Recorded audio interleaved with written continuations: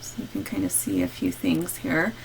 I'll start off, let me go back to the home page for a minute so you can kind of see this. So notice that that down here, right, I put a review for the final exam, and then there's the solutions for that review. So make sure that you look there, and you can use those to help you get ready for the final exam. Remember to get into my virtual office, right, during my office hours. I'm going to be, you need to just click on that there, that's where my office is. And also you could click there as well, right? Oh no, sorry, that's to our classroom. So you can get to our classroom from that link. All right, but I did want to show you also a few other things. Let me click on modules here. And it might look a little bit different in my view, but it's going to look pretty similar. So you should have, first of all, there's a module called Signature Assignment for ePortfolio. And so most of you have completed the car comparison project, but some of you still need to go back in and fix some of those mistakes that you have. And I send it, and some of you are saying, well, I don't know how to see the feedback. Well, so up in where I put the transitioning to remote learning, right, there's actually some stuff with that if you look on this. Configure your notifications, and I also sent it out in an announcement, right, how you get into it, and look for that feedback from me so you know what you need to fix, because I write right on it. So look for an announcement about that too. It was just in one of our weekly announcements. All right, but I did want to talk a little bit about the ePortfolio. So notice that it's going to be due April 28th, so that's a week from today. And I noticed that some people, as they were, so a few people have already uploaded it and stuff that were finished with their car comparison project. And so I just wanted to point out a few things on this. And so I want to show you an ePortfolio, and this is someone in our class, and she gave me permission to just kind of show you guys what you need to do. Actually, before I go to that, let me click on this first, because I think a lot of you are not clicking on this other assignment. You've done the car comparison project, but you're not clicking here to, you know, for your ePortfolio assignment. So there are a bunch of instructions here that you need to follow, and you need to make sure that you're doing all the things on there, otherwise you're going to be missing some points. All right, so by now all of you should have created your ePortfolio.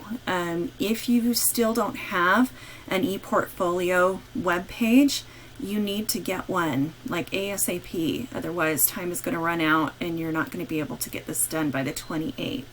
And like I said, this is a requirement for all of your all of the Math 1010 classes. And so you need to make sure that you get that done. So then it says to write a header for the assignment. Make sure you place a copy of your scanned PDF, right? So the car comparison project needs to be uploaded into that ePortfolio, not just a link to it, okay? Because I don't want to have to download everybody's car comparison project on there. And so this is what I need to make sure. So I want to avoid having to download the paper. All right, so you're going to have to play around with this, you know, on yours, and maybe we can get some ideas from people that have already done it, what they did. But you know, sometimes you can convert your file to a Google Doc, and then you can't just place the link in there. You've got to, you know, make sure that the link opens up when you get in there. Okay, so so make sure that that is something that you're doing, because you will miss points if that is not done. And in fact, I probably won't even grade it. I'll probably just send you a message that it has to be done, before I'll grade it. So please make sure that that's done correctly the first time so you don't have to have that headache. Okay, and then you've got to write a reflection. And so there are, you know, some things here that I want you to write about, but this needs to be in paragraph form. I don't want, you know, I mean, the whole idea of these e-portfolios is they want to see, you know, students are writing about different classes and what you're doing in those classes. And so it should look like a paragraph. It should, you know, but these are just kind of to guide you, the things that I'm going to be giving points on in your reflection. So make sure you read through and, you know, put all the things in there that are in those 5 questions. Okay, and then also look at the rubric. Okay, I put the rubric there so you know what I'm grading on, right? So, you know, you're getting points for, you know, making sure that the link is in there. And you've got to make sure there's a place for Math 1010. And so when I go into the students one, I'll kind of show you what I mean there. There needs to be a header describing the project. There needs to be, you know, you talking about what you did, you know, in this project. And then I make sure that no download is needed for me, right? So all of these things, it's free of errors. Reflection about how it applies to the real world. Reflection of giving an example of another way it could be used. And then reflection about the regular or hybrid, you know, so this is so detailed, okay? So detailed. You guys should know what grade you're getting on this project, right? On this part of the project just by looking at the rubric. Did I do this or did I not? It's all or nothing, right? Either you did it or you didn't. And so you'll get either 4 points on each of these different criterias or you'll get 0. Okay, so please look at those rubrics. That's why they're there. I'm sure other instructors use those rubrics as well. And so make sure that you're looking for that. Okay, let me go into this student's portfolio. So notice that when you make your e-portfolio, right, you're going to have a bunch of different you know, courses that you're going to be doing an e-portfolio for. So even if you haven't taken all of these classes yet, it's a good idea to get those tabs put in just so when you do take it, it's just easy to put that in. So ours is under Quantitative Literacy and it's math, and in this portion, you know, you put that in as Math 1010 because though most of you are going on to 1050 after this, you'll actually be doing another e-portfolio for 1050 as well. So you're going to have 2 different math classes here that you'll have an e-portfolio for. Okay, and then right here where this is at, it says something about replace this image, right? So it's just kind of this crazy looking thing. So, you know, find something mathy. You know, there's a lot of different different things that you can find online, images online that you could put in there and to make that look a little bit better. So then this is where you're going to talk about the, you know, this is the header, what the car comparison project is about, what you did, right, going through those things. Then this is where, so here's the uploaded signature assignment. See how I didn't have to click on anything to be able to read her, you know, this signature assignment. I can just see it. It opens right up in there.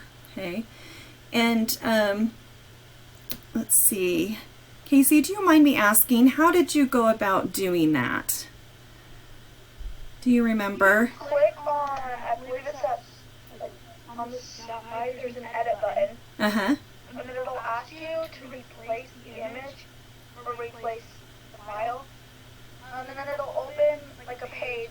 You just, if you do it on Google Docs, that's what I just did. I did like a Google Files, and it let me go into my Google Doc.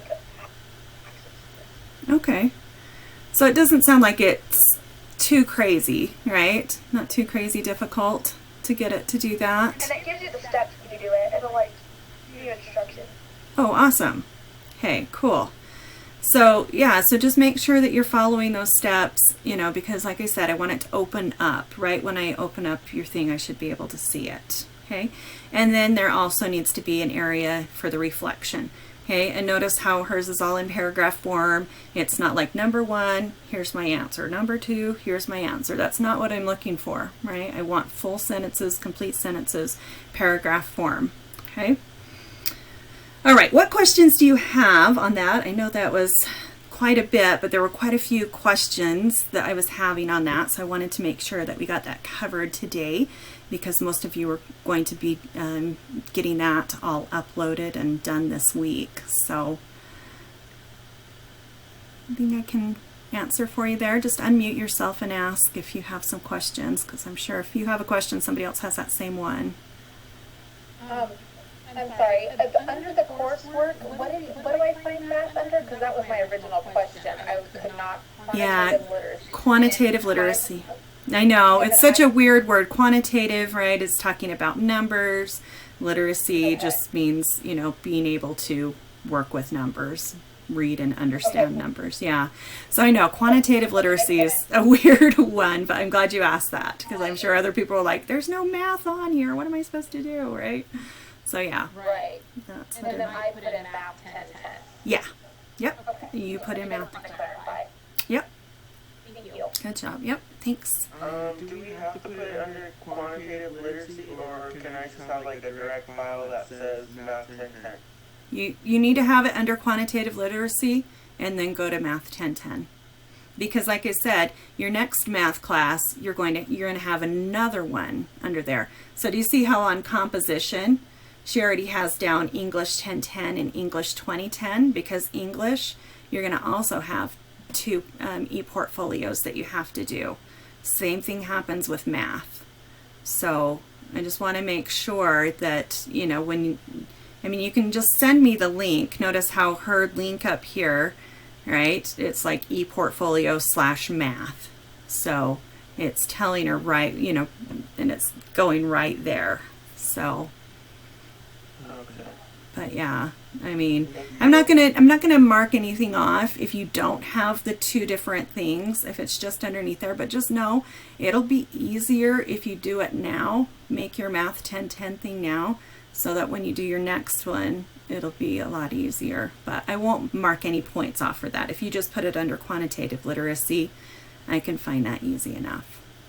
Okay. All right, thank you. Good question. Thank you. What other questions do you guys have?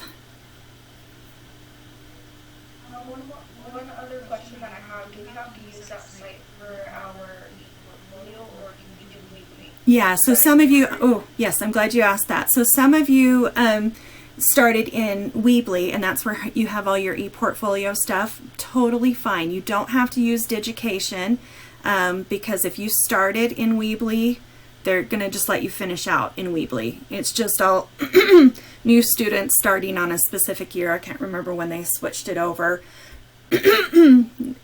Started in Digication. So yeah, so you do not need to put it in Digication. If yours is in Weebly, keep it in Weebly, and that's just fine. Well, sounds good. Thank you. Okay, yeah, thanks for asking that, because I know there's other people in the class that have a Weebly account. Okay, any other questions on that? These are all really good ones.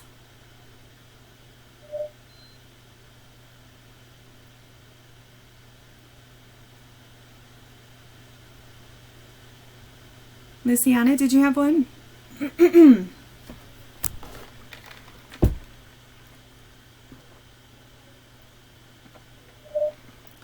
we have to write all that for what we did on the comparison? Do you have to write all of this? Yes, if you want full points on it. I mean, hers is very thorough. You know, you could probably do it in like 2 paragraphs or something. You know, so, but I really like the thoroughness of what she has here. And it doesn't take too much time. You're just really just saying, this is what I did, and then I did this, you know, and so, yeah. But that's one of the biggest parts, because we're trying to communicate, what did I do mathematically? So that's a big portion of the grade, so yeah. Other things? All right, so make sure you have what the car comparison project was about, what you did, like how you did the assignment, upload the assignment, and then make sure you write those reflection paragraphs answering those questions that are on the assignment. Okay, and if you have other specific questions, let me know. Just reach out to me, and or come see me during office hours, or whatever. Now, office hours tomorrow I was going to use for a review for exam number 3. So so I won't really be able to help you with e-portfolio stuff tomorrow during our office hours, but just message me and I can figure out a different time, right, for you. My Wednesdays are pretty open, so I've got a lot of time that I could help you on that. Okay. All right, well, if that is good, if everybody is feeling good, understanding what you need to do there, let's go ahead and look at what we're going to be doing today. So there's a few different topics that we need to cover today, and it kind of is seeming maybe a little bit jumbled, but I just found out that there's going to be questions on these on the final exam, and there wasn't before, and so anyway, so I just wanted to make sure that we covered these.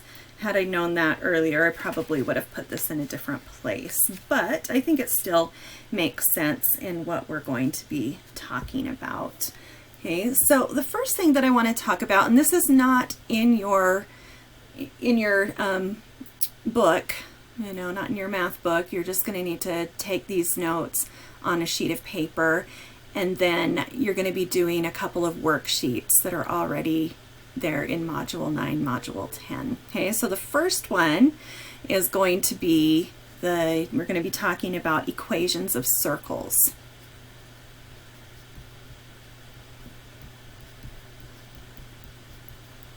Right. And so let me first of all, I'm going to show you what the equation of a circle looks like in standard form.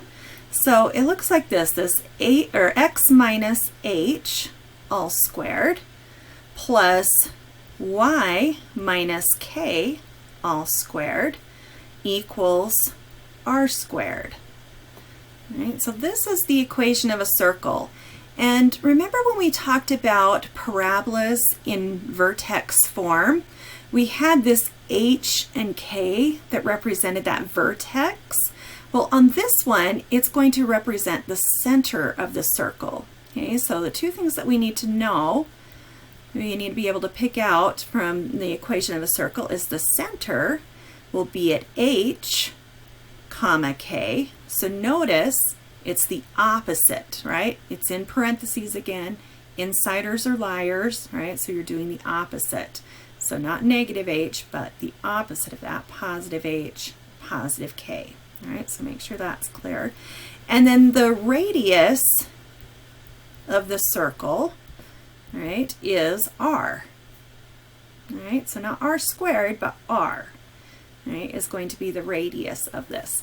So these are two important things to know. So let me just kind of show you an example. So if we have a circle here, right, so here's the center of the circle, and then the radius is from the center to the outside edge, right? It's that, and it's the same anywhere along a circle, right? A circle has equal distances from the center to the outside edge. My picture might not look that way, but just know that's what it is. Okay, so this is our radius. Okay, it's from the center to the outside edge. All right, so now that we kind of know that, I want to do a few examples, but we're first of all going to graph some of these. So for example 1, I want you to graph a circle.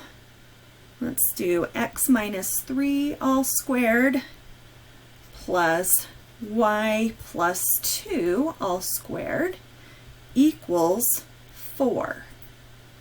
All right, so again, the two things that we're looking for, right? In order to graph a circle, we need to know the center, we need to know the radius. Okay, so I'm going to just write those two things down here. So the center, right? And the center is going to be where? What would the ordered pair be for my center according to what we talked about over here? You can just type it in the chat.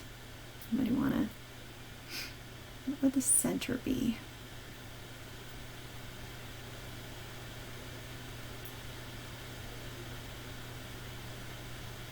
Oh. Okay. So yeah, so I guess we need to decide, is it 3 negative 2 or is it negative 3 positive 2? Right? Remember, we're doing the opposite, right? Insiders or liars. So we would do positive 3 and then negative 2. All right, so this is where my center is going to be. And my radius, okay, is not just 4, right? You take whatever that number is and you're going to square root it, because notice over here, it's r squared, right? And we want to know just what r is. So in order to figure that out, right, we got to take the square root, because if we have r squared and we take the square root of it, remember we said the square root and the square cancel each other out and we're left with r. So we've got to take the square root of whatever number is over there. So our radius on this will actually be 2. All right, and then if I was to graph it, right, we're going to go to that where that center is, so over 3, to the right 3, and down 2, right, is where my center is. And then this is telling me I'm going 2 units out in all direction.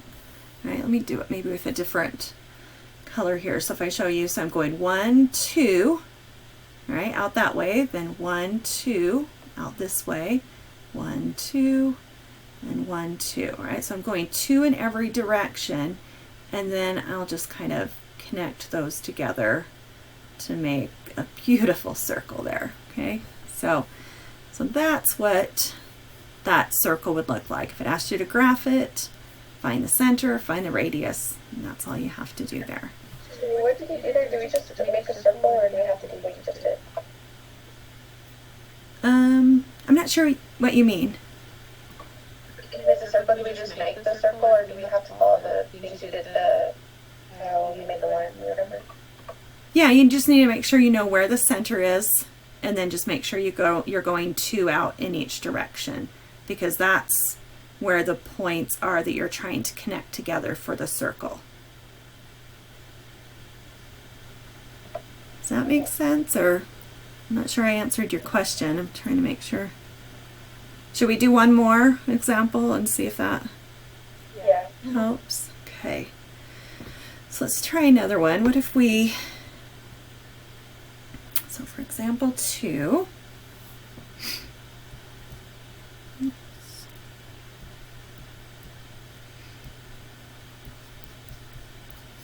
okay, so this time I want you to graph, I'm going to do x squared plus y minus 1 all squared equals 9. All right, so again, remember we're trying to find two things. We want to find the center and we want to find the radius. We need to know what those two things are before we can graph it. All right, so this one looks a little bit weird though. All right, so what do you think's happening here if it just says x squared? What is my first, value going to be in this coordinate, do you think?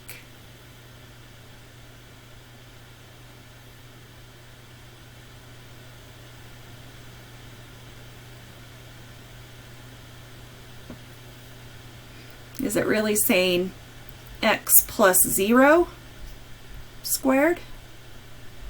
Right? So it's not giving you that number there next to it because there isn't anything. So you can kind of think of it like that, that it's saying x plus 0 all squared. So my first coordinate, right, is going to be a 0. And my second one, right, insiders or liars, is going to be a positive 1. Okay, what about my radius? So on this one, I want everybody to use your chat box. Don't hit enter yet, okay, but put in what you think. What would the radius of this circle be? So just type it in the chat box.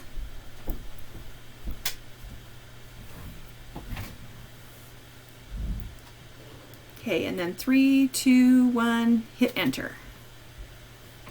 Awesome. You guys are all saying 3, right? Because you're just taking 9 and then taking the square root of it. So that gives us 3. All right, so then when I'm graphing it, all right, so let's make a little graph here.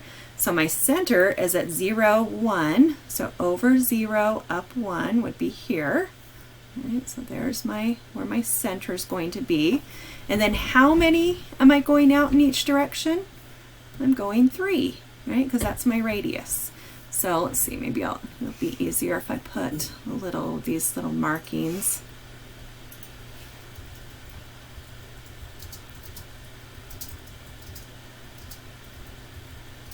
Right, so I'm going 3 out in each direction. So I'm switching to my thing. So I'm going 1, 2, 3 in that direction. All right, then I'm going to go 1, 2, 3 in that direction. 1, 2, 3, and then 1, 2, 3. All right, so I need to know where the edge of my circle is, and that's what these are telling me. Right, and it's easy to kind of make these look boxy, make them look more like a square, but try and do your best to make it look like as much of a circle as you can. Sometimes making kind of a half circle and then the other half circle makes it a little bit easier, but just something along those lines. Okay. All right, questions on how to graph these circles?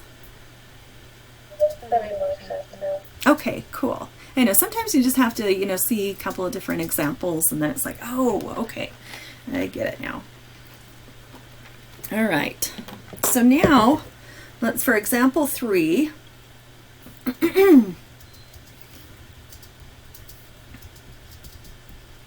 this time I'm going to give you, so given that the center is at 3, 2, and the radius is 4, I want you to write an equation of a circle. All right, so we're going to go back to that, the general form of it, right? This x minus h all squared, y minus k all squared equals r squared. All right, that's our equation of a circle. So when we put this in, right, remember our center is going to be, that's our h and our k, right, and our radius, that's r. Right, so I know those things, so I'm just plugging those things basically into the equation. So in my first parenthesis, I'll have x minus 3, right, all squared, and then plus, in the second parenthesis, y minus 2, all squared, and then equals my radius squared, so I've got to do 4 squared. All right, and then I want to simplify that more, so I'll just do that 4 squared, and you don't have to take the second step if you don't want to, but I just want to make sure it's clear where that's coming from. So this is your equation of a circle. All right, I can see my center is the 3, 2, and the square root of 16 gives me that 4. Okay. Questions on how to write the equation of a circle?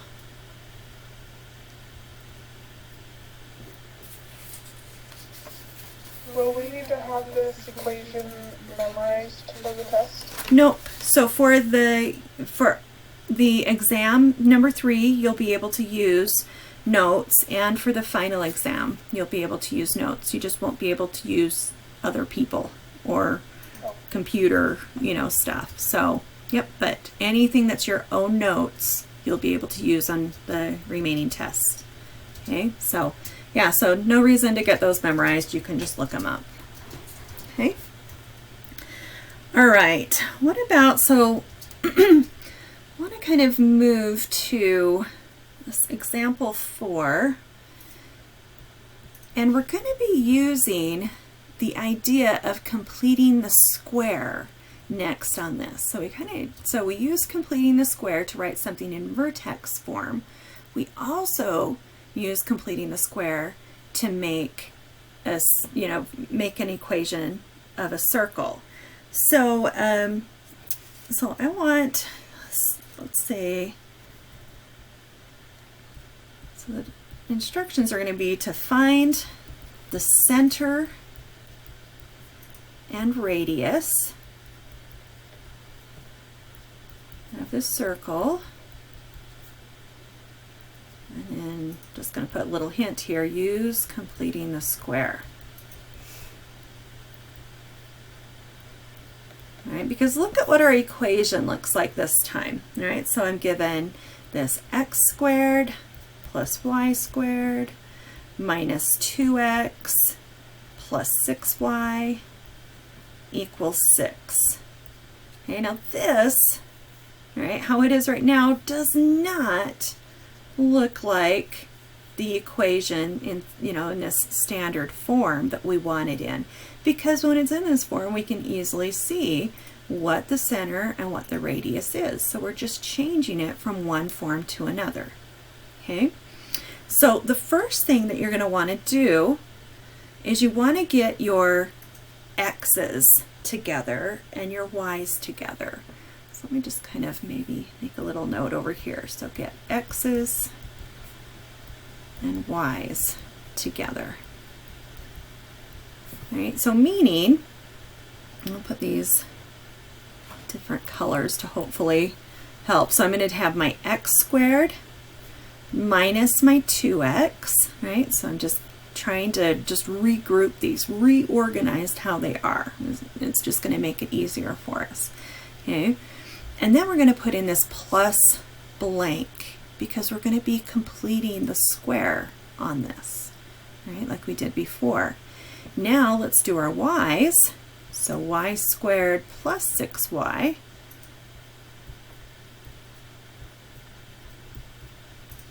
and then I'm going to also put plus blank, right?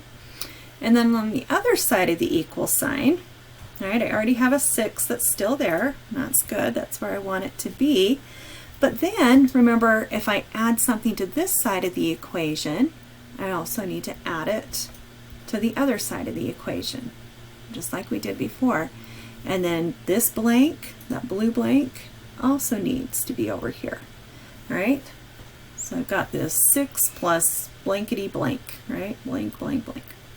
Okay, so now you're just going to use completing the square to kind of do these separate. So I'm going to put these in parentheses just to kind of help it stand out a little bit, that I'm trying to make this purple into a perfect square trinomial, and then this blue one into a perfect square trinomial, so that when I factor it, right, I can get something that kind of looks like these, where it's something all squared. Okay, so let's do this. So remember, we do half of the middle term. So I'm doing, let's actually do different colors here. So if I have half of the middle term is -1, and then I square that, right, and I get 1. So 1 goes in this blank. All right, and there's nothing on the outside to multiply by that 1, so 1 also goes in this blank. All right, now let's do the other one. So here, I'm doing half of the middle term, so half of 6 is 3, and then 3 squared is 9. So 9 is what goes in both of the blue blanks. And now we're going to take this purple one and we're going to factor it, right? And so that's going to factor to be x minus 1 times x minus 1. Or, right, we want to write it as x minus 1 all squared. Because again, we want it to kind of look like this over here. Right, was there a question right there? Yeah, sorry. Where did you get the 2 from when you're dividing it? When you were dividing it? The middle term?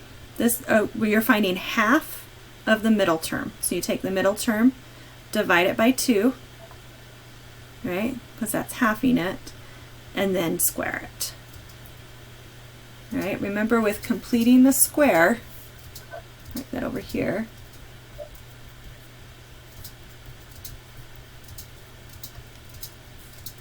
All right, the steps are that you're going to take half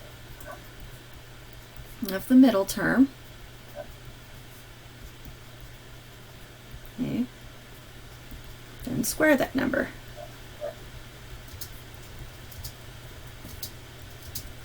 And that's the number that you're putting in those 2 purple blanks.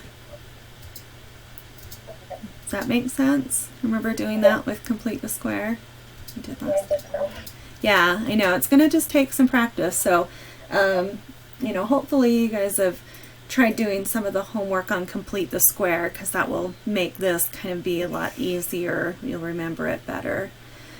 All right, but now if we look at the blue part, all right, so I'll do it in blue again. If I factor that, right, that's going to factor to be y times y, and then to get to that middle term, right, you're doing whatever half of it is. So whenever you're finding that half, that's always going to be the number that's in here, right? Because when I do, you know, 3y plus 3y, that gives me the 6y, and then 3 times 3 gives me that 9.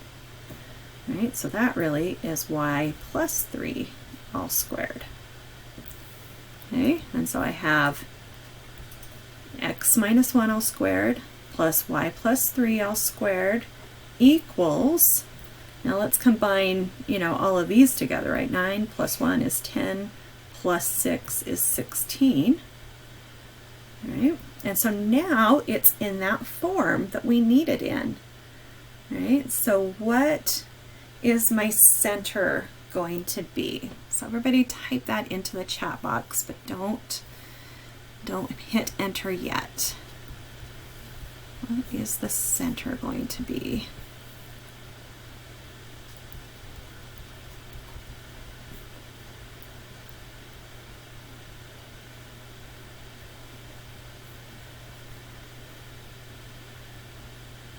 All right, everybody have their answers in? 3, 2, 1, hit enter. Awesome. Some good answers there. So 1, -3, right? You're doing opposite. Insiders or liars, right? And so then what would our radius be on this? Well, we just need to take the square root, right, of that number. So yep, so 4 would be our answer there. So I'm just going to show it like this. So 4 is our answer.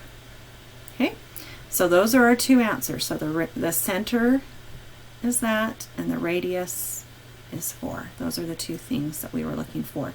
But in order to get there, right, when it looks like this, right, when it's in this weird form, we've got to change it, right, so that it's in this form where I can easily pick out that center and the radius. Okay, I cannot do it in this other form. That's why I need to complete the square so that I can get it in that form. All right, what questions can I answer about that one? Can we try another one? Yeah, of course. Yes, we definitely are going to do another one. And in fact, on this next one, we're going to see what happens, you know, like when there's a number that can be divided out. Because remember, when we're doing complete the square, our leading coefficient has to be 1, right? But what if that wasn't a 1, right? We got to kind of look at that also on there.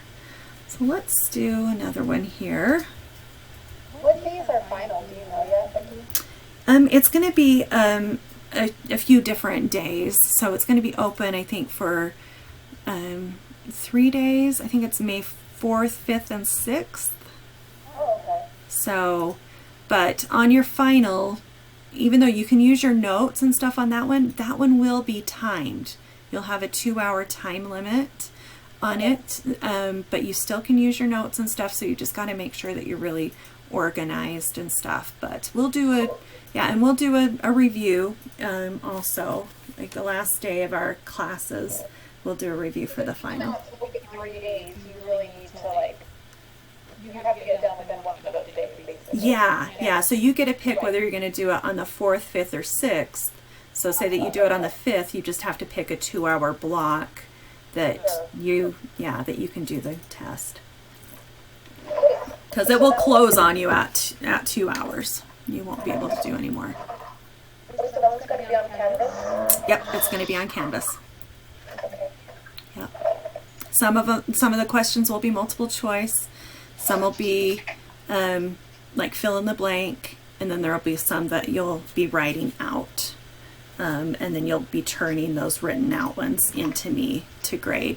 So you'll be able to know kind of immediately what you get on half of the test. So there's actually going to be two different tests, and I guess you'll get 60 minutes on each of them.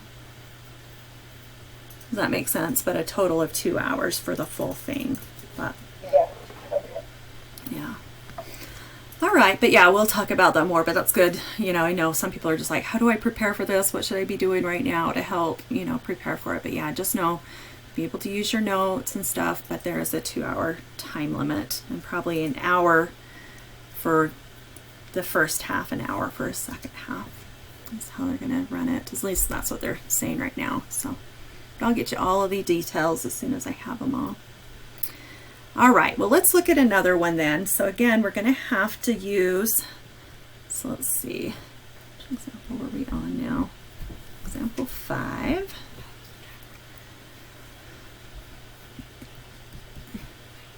Okay, so again, we're going to try and find, all right, the center and the radius. Right, but you need to use completing the square in order to be able to do this, because here's my equation. I'm given 3x squared plus 3y squared minus 12x minus 30y, and then plus 12 equals 0. Okay, so first thing that we're going to want to do is, if this constant term is not on the other side of the equal sign, we want to move that first. Okay, so I'm going to start by subtracting that 12 over. On our last question, notice how it was already that way. Our constant term was already on the right side of the equation, so we didn't have to do that. But this one, we're going to have to take one more step where we move that over first. Okay, then that will give us pretty much the same thing, but now negative 12 is over on the other side. Okay. Now, like we did before, let's rewrite it so that our x terms are together and our y terms are together. All right, so my x terms, all right, I've got 3x squared minus 12x. All right, and then I'll put in this, now let's see, do I want to leave it like that? Yeah, let's put in the plus blank just so we remember that's kind of what we're going to be doing there. And then let's do the other one. So I need to get my y's together. So I've got my 3y squared minus 30y plus blank, right, equals, and then I've got that negative 12 plus blank plus blank. All right, and then this is still a plus sign in between there, right? Because these are all being added and subtracted. I just have these parentheses around them just to show you these three terms are going together, and then these three terms are going together. You don't have to have those parentheses there. It's just kind of to make them stand out, what's together. Okay, but then we can't do completing the square without dividing out that leading coefficient, right? I'll put a couple of things over here. So we move -12 to other side, right? And then next step is we get x's and y's together. All right, then our next step is we're going to have to divide, right? We got to, or I'll say it as factor out the leading coefficient. All right, so in this case, it's going to be 3 on both of those, right? So let's do that next on here. So when I factor the 3 out, right, so 3 comes out, and then I'm left with inside, remember I'm just doing it right here, I'm left with x squared minus 4x, all right, dividing 3 out of both of these terms, and I'll keep that plus blank, all right. And then let's do the other one now. There's a 3, right, that can be divided out of both of those. I got to divide out that leading coefficient, so 3 comes out, and then I'm left with inside y squared minus 10y plus blank. Right, and stuff on the other side is still staying the same. Equals -12. Yeah. Where did the 4 come from? This 4? Yeah. We're dividing. See, we're factoring 3 out of both of these terms. So what's -12 divided by 3? Okay, gotcha. Right?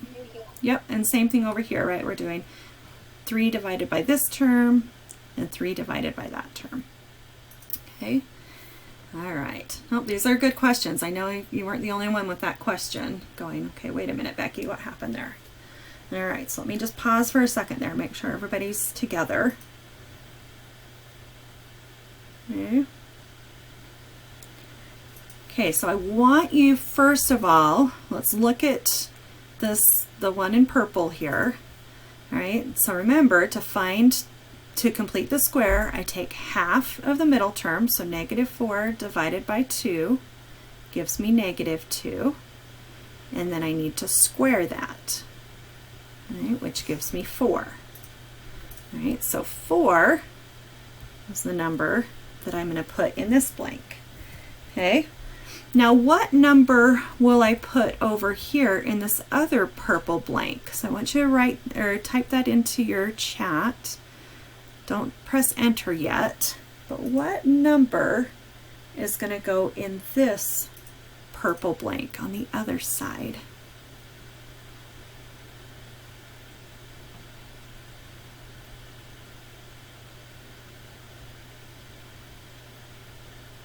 All right, anybody have an answer in there? 3, 2, 1, hit enter. All right, seeing a few different things. Oh, some people might be talking about the other blank. So just the purple blank, right? You have to do the 3 times the 4, right? Because it's not really 4 that we added to this side. It was 3 times 4, which is 12. So 12 needs to go in here, right? And then we need to do the same thing on this part, right? So let's see. So if I do half of the middle term, so -10 divided by 2 gives me -5, and then I need to square that, which will give me +25. All right, so that goes in this blank. So +25 goes here, all right? But what number goes in this blue blank on the other side? 75. Yeah, how'd you get 75? 3 times 25. Yeah, you've got to do 3 times whatever that number is that you put there. All right, so it's going to be 75. Okay, let me pause there for a second and just see what questions you have. Does everybody understand how we got this 4, the 25, the 12, and the 75?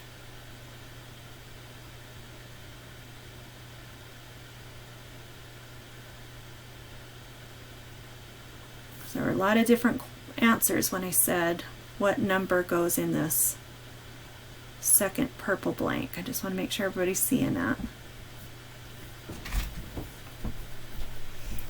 Okay, let's take our next step and rewrite these, right, in the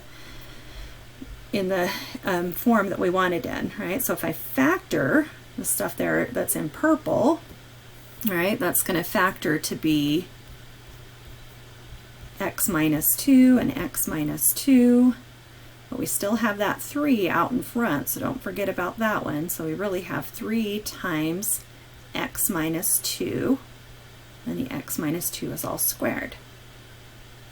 All right, so you can't forget about that 3 that's out there, still part of it. Okay, now let's do that also on the blue one. All right, so here that would factor, all right, this trinomial, that perfect square trinomial factors to be y minus 5, right, and then that's going to be y minus 5 all squared, but again, we can't forget about that 3. I want to bring that down so I don't forget about it. All right. And then what am I going to have on the other side? Well, I've got negative 12 plus 12, which is just 0. So it looks like it's just going to end up being 75 on the other side. All right, so let me just rewrite this out so it's all together here, right? So we've got 3 times x minus 2 squared plus 3 times y minus 5 squared equals 75. Okay, so there's my equation, but I haven't found yet, right? And now I need to pick out what's the center and what's the radius. All right, it was the last thing to do once I get it in this form. All right, so what's the center?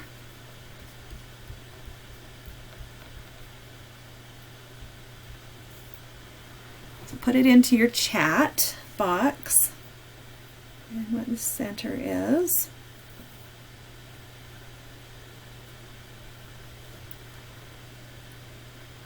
Okay, yep. So you guys have, most of you are saying 2, 5, right? Because insiders are liars, so we've got to do the opposite. Okay, and then the radius, we haven't talked about one like this yet. So this is not a perfect square, right? And so sometimes it'll have you, it'll want you to, well, you've got to, well, let's see, let's start this out. So it's not a perfect square, but we still have to take the square root of whatever that number is, right? But then we want to simplify this. So we got to go back to remembering, okay, when I, talked about that, 75, right, breaks down to be 3 times 25, and 25 is 5 times 5. So 5 gets to come out, and 3 is stuck inside, right? So my radius is going to be 5 square root of 3. All right, now, so this is the exact answer, right? And sometimes it might ask for a decimal approximation. Like if you were trying to really, figure out, the radius of a circle, like in a real life project, you wouldn't want to use a square root. You'd want to change that to an approximation. And so that approximation, does anybody have that? What would that be?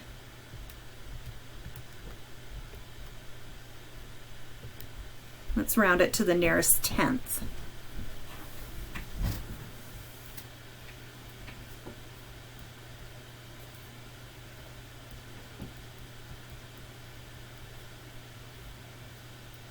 Okay, yeah, so if we round it to the nearest tenth, looks like it'll be 8.7. Right. So make sure you notice on the test, right, if it's asking for, the approximated answer or the exact answer. And if it wants the approximated answer, it'll have to ask for, place value, like where to round to. If it doesn't ask for you to round to a certain place value, then you'll just leave it in radical form as the exact answer. Okay. All right, questions on that one? How are you feeling about circles?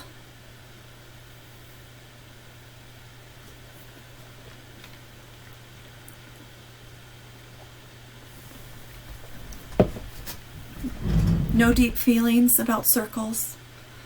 Maybe on the final, I mean, Yeah. so when we pulled the 3 out, like everything broke up kind of nice and even Uh-huh. before. I mean, we're not going to have to deal with numbers that aren't going to be weird, right? They're not going to make fractional numbers and stuff. They would be like this, that come out really nice. Yeah. All right, thank you. Because we're not trying to, see, do you know how to use fractions? We want to know, do you know how to do this? So, yeah, so they will come out nice. So if you're not getting things that come out nice, then you did something wrong. So, okay. All right. Okay, well that is it on circles. Let's go to the book. So open up your book. I think it's page 140. So I want you to go to.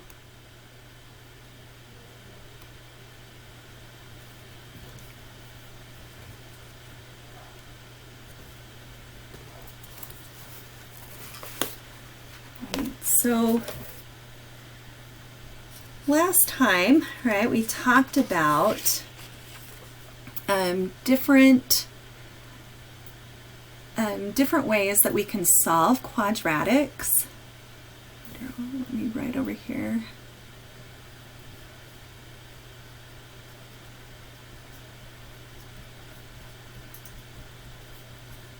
So I want to list those ways out again. Okay. So ways to solve quadratics, the first way that we talked about was we could factor it, right? So factor. Another way that we talked about is that we could use the completing the square so that you can get it into that vertex form, right? And use that square root property. So I'll put down square root property because that's the way we actually solve it. But remember on that you do completing the square.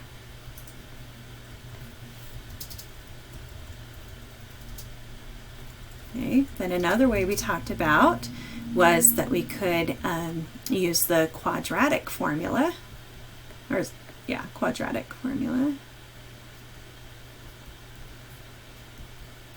All right, and that's the one that we talked about last time, right? X equals negative b plus or minus square root of b squared minus 4ac all over 2a. Right, and again, you are not going to have that memorized because on the exam, right, you'll be able to look that up.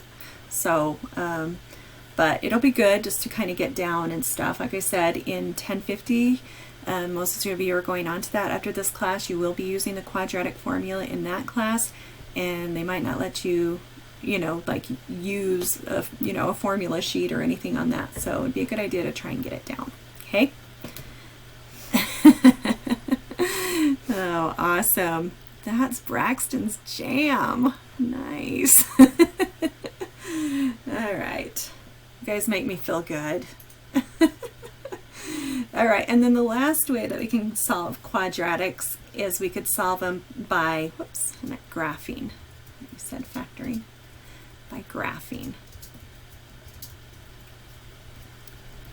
Okay, and so on the test, there are going to be some questions that say, solve this using the square root property, or solve this using the quadratic formula, right? But there will be other ones that don't say how you have to solve it, and so you can just pick one of these 4 ways to solve it and just show your work, and that's fine. It won't matter on those other ways, okay? And also, I wrote at the top of the test in the instructions that, if it says to solve something a specific way, you'll only get full points if you do it by that method.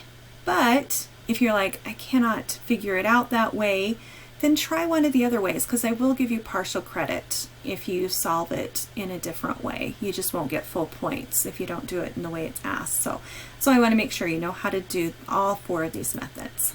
Okay, so if we're looking at this one here, this question 10.15, all right, and it wants you to write this in the complete the square form.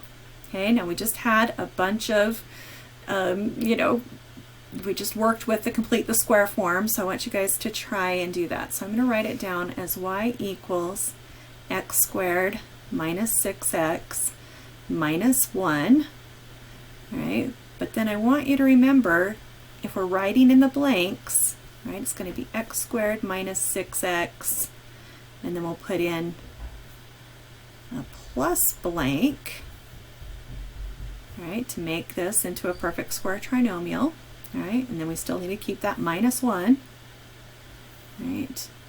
And then minus blank. Okay, so let me give you just a minute. I want you to try and complete the square on that and get it written in that vertex form. Okay.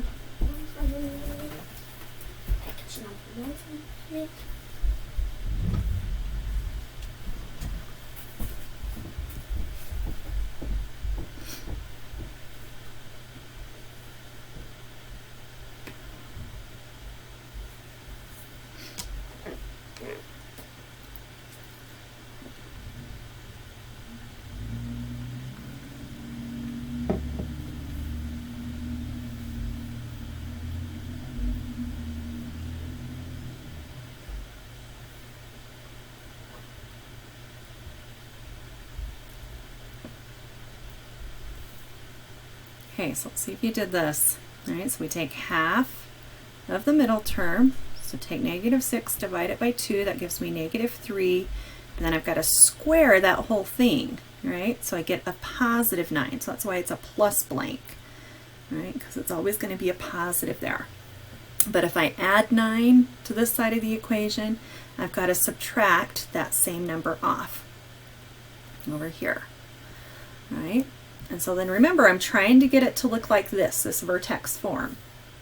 So I'm going to have y equals, and this perfect square trinomial would factor to be x minus 3 times x minus 3. So we get the x minus 3 all squared. And then negative 1 minus 9 is negative 10. All right, so there that is in vertex form. And what would my vertex be on this? That's one of the things we're going to try and find down here. So let's just do that right now. So type in the chat box, right? What is the vertex of this? Okay, so type it in. Don't press enter quite yet. Let everybody have a chance.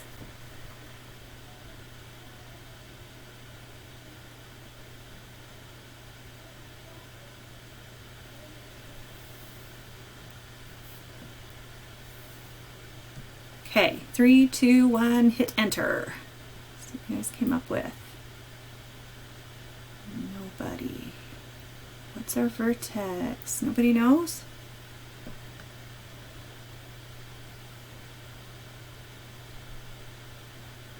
Yeah, almost, Monica. Yep. Yeah, so some of you are kind of like, which one is it, right? And it's the negatives that get kind of messy, right? So remember that our vertex in this, maybe I'll write it underneath here just to make sure it's clear, we're doing h comma k. So with the h, it's a negative h up here, so we have to do the opposite, right? Insiders or liars. But then this guy is just going to stay what it is, right? The k stays the same there. So yeah, so you guys had the right idea. It's just those negatives you got to make sure. So insiders or liars, so it's going to be 3 comma, and then negative 10. Whatever that number is on the outside, right, is going to stay that way. So that would be my vertex of this parabola. Okay, questions on that? You're like, I was close. Okay, awesome. So just, make sure, you got those, where it's negative, where it's positive. All right, now let's do these other two things too. I just want to make sure you know how to find these things. So it wants us to find the x-intercepts. Remember, to find x-intercepts, right, you're going to let y equal 0 and then solve for x. To find the y-intercept, right, you let x equals 0 and solve for y. All right, so these are what we're kind of looking at here, right? What we're trying to find, and you got to remember how to find those intercepts. So let's do this first one. All right, let y equal 0. So I'll put 0 in place there. So 0 equals x minus 3 all squared. All right, whoops, minus 10.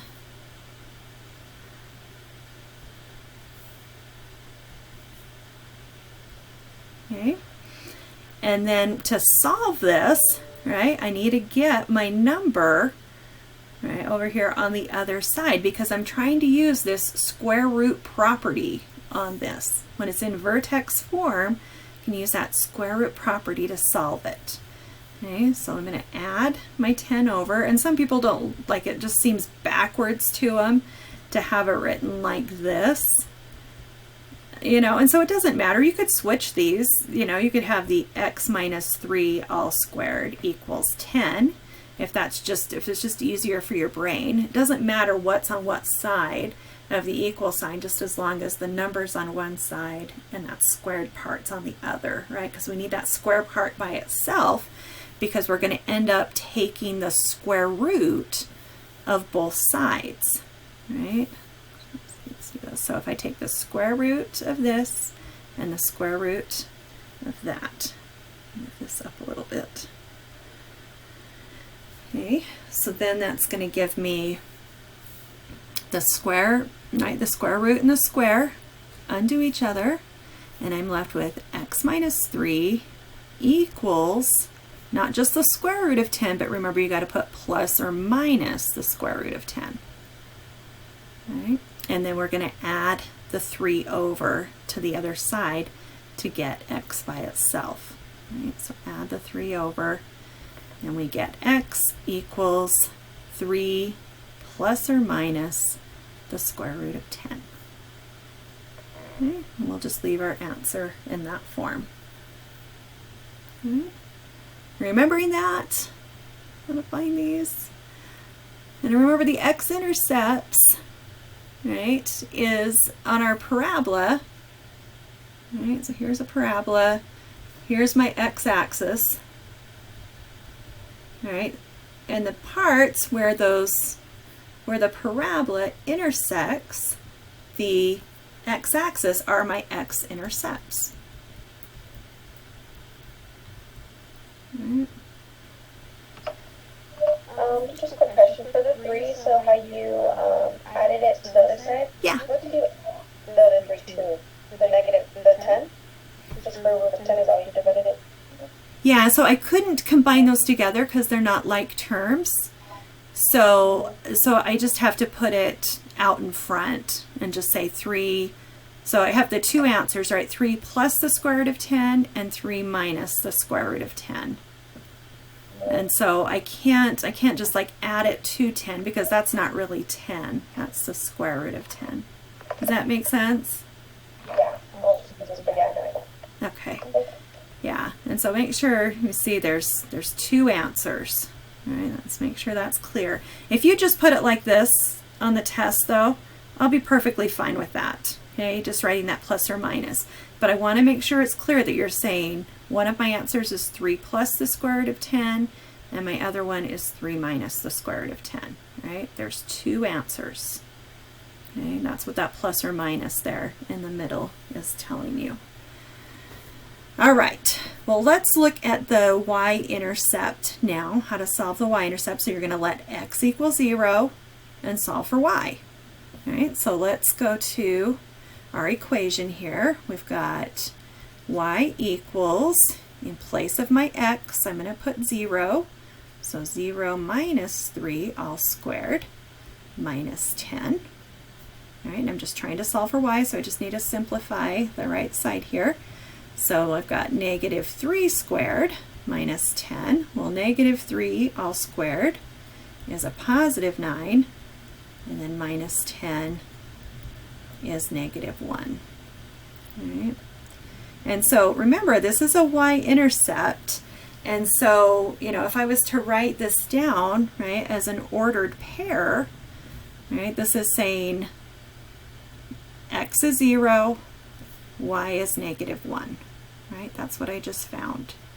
And you got to remember, these are points, right? If I was to write these down as an ordered pair, right? 3 plus the square root of 10, comma 0, right? Because 3 plus the square root of 10, even though it looks crazy, right? That's your x, and then your y was 0, right? So remember, you know, that when we're looking at those x-intercepts, that we're kind of writing them in as an ordered pair. Okay. All right, let's flip the page. We're not going to do the ones there at the bottom, so go to the next page. And actually, let's take a little break right now. We are kind of to that point where I think we should take a little break.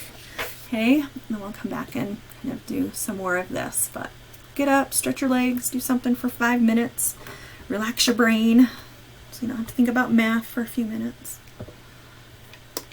And if you have some questions, let me know.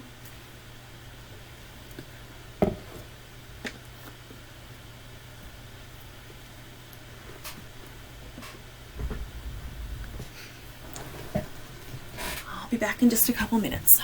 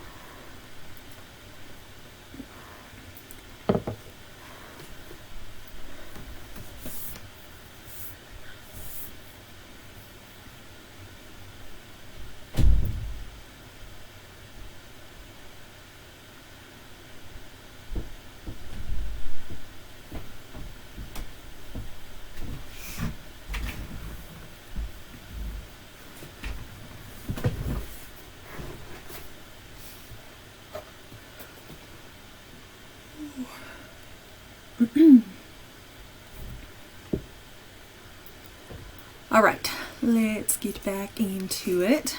Were there any questions you had before we start on this page?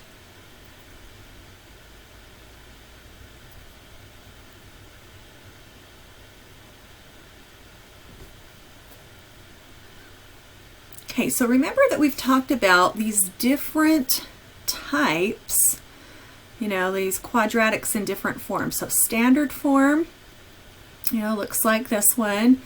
The factored form, right? You have things connected. These are all connected by multiplication, right? So here's the factored form. And then the complete the square or vertex form, right? Just like this. Phew. Oh, sorry. And so there's reasons why we have these different forms, and sometimes it's easier to find certain things when they are in these different forms. So when it's in standard form, it's really easy to pick out the Y-intercept. Okay? And so remember, to find the Y-intercept, right, we let x equal 0 and solve for y.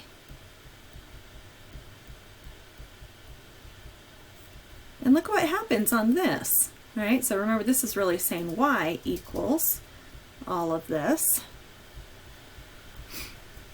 And so if I put 0 in place of my x's, right, then these first two terms just go to 0. So I'm left with 0 plus 0 plus 30. So y equals 30. So it's always going to be whatever that constant term is, because when x, right, when x is 0, it's basically like those first two terms just disappear. But then if I was to write this as a ordered pair, which I always want to do, I'd have 0, 30, right, would be my y-intercept. That's what I was trying to find here. Okay, so find the y-intercept. Okay, what about on the next one? So when it's in factored form, we can find the x-intercepts really easy. So we like that factored form because we can just right away see that, right? And so remember, when it's in factored form and we're trying to find the x-intercepts, right, you're going to let y equal 0 and solve for x. So I'm going to say 0 equals 2 times x minus 3 times x minus 5. And then when it's in this factored form, we said, oh yeah, I can set each of those parts equal to 0 and see what I get there. Well, if I do it on the first part, if I say 0 equals 2, that's just, there's nothing there to solve for, right? So there's no answer I'm going to get there. But then on my other two parts, x minus 3 equals 0 and x minus 5 equals 0. Okay. Then I'll add 3 on this one. I get x equals 3, add 5 on the other one, and x equals 5. But again, make sure you're writing your answers as ordered pairs. All right? Okay, so I want you in your chat box, okay, to go ahead and write down both of these as ordered pairs. Don't hit enter yet, but I want to know what are the two ordered pairs I'm going to end up with for my answer.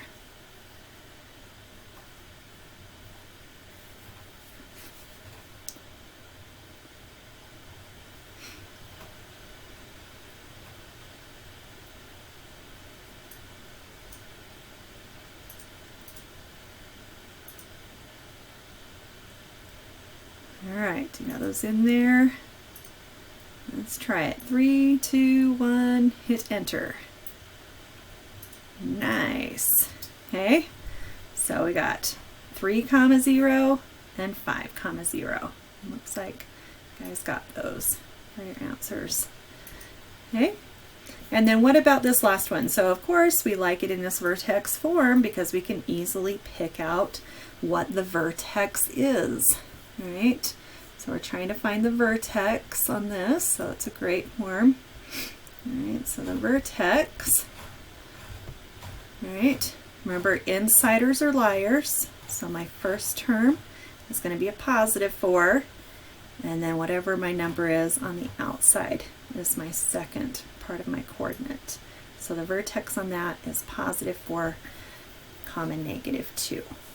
Okay, so I just wanted to reiterate the different types of forms that we've talked about with quadratics, and make sure you see that when it's in one of those forms, it's easier to find them. You can find them, all of these, you can find the Y-intercept, the X-intercept, and the vertex in any of these forms, but some of them are easier to find them in than others. Okay, and so sometimes if you can change to one of those forms, like if you had your standard form, and if that would factor, right, then you could find your X-intercepts better, right?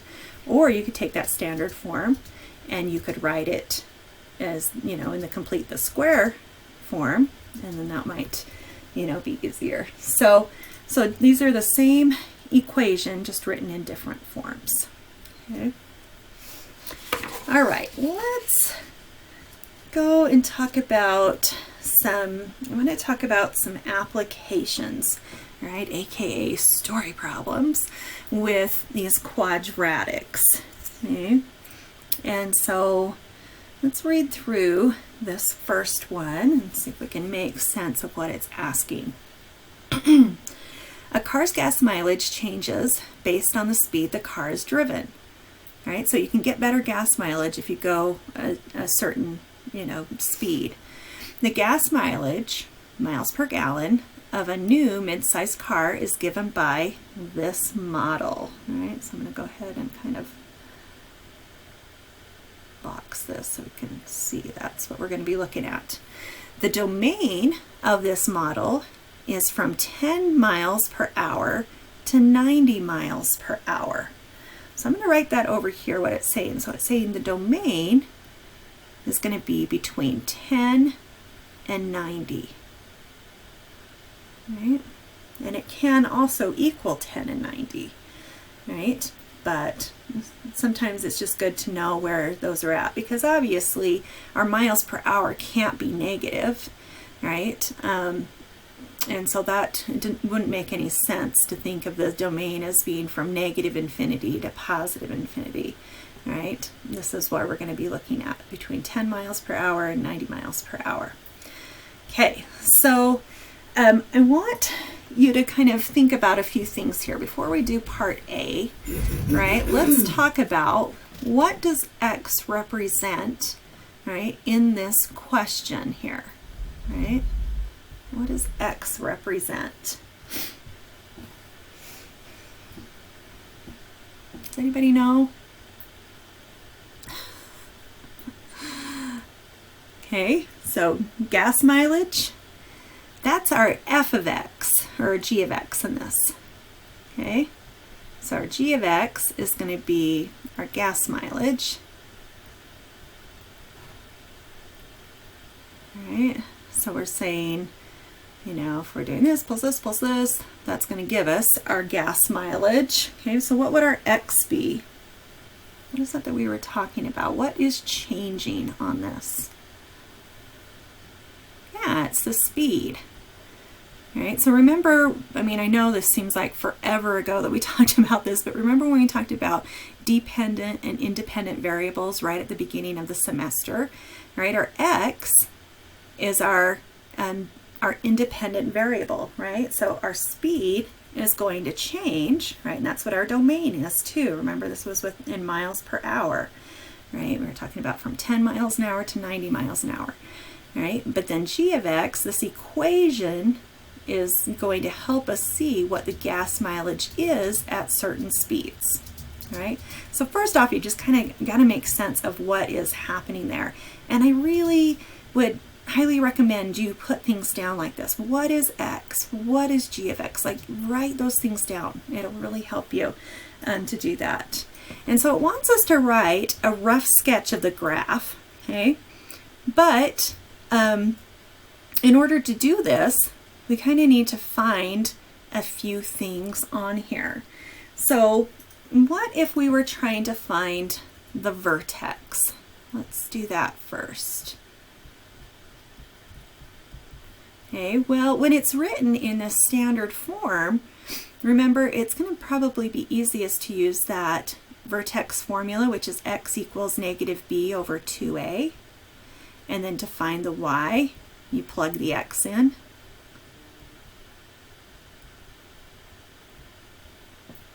Oops. Okay, so when we're doing that, let's do that first, right? Because remember, the vertex is a really important part of our graph. That's that turnaround point. And so if we're doing that, so the x equals negative b, so that's negative 1.16, right? The x isn't part of it, we're just looking at the coefficients. So negative 1.16 divided by 2 times that negative 0.01. Okay, so go ahead and put that into your calculator, figure out what x is. It actually comes out pretty nice number. Doesn't look like it's going to, but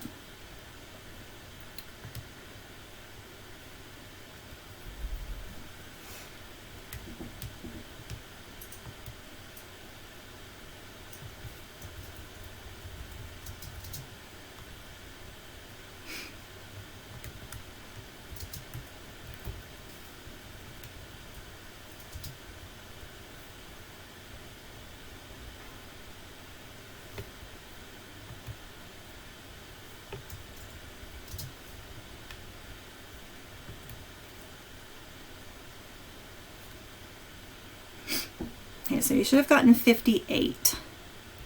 You guys get that? All right, so you're doing the negative 1.16 divided by 2 times negative 1.01. Okay, and so that gives you 58. All right, and then to find the y, all right, we're going to plug that into our formula there. And a lot of your calculators, you can just put it right in that way and it'll do that. On the test, just show me what you're putting in. So I want to see like that you're writing down just like negative, oopsie, negative 0.01 times 58 squared, right, plus 1.16 times 58 plus 9.36.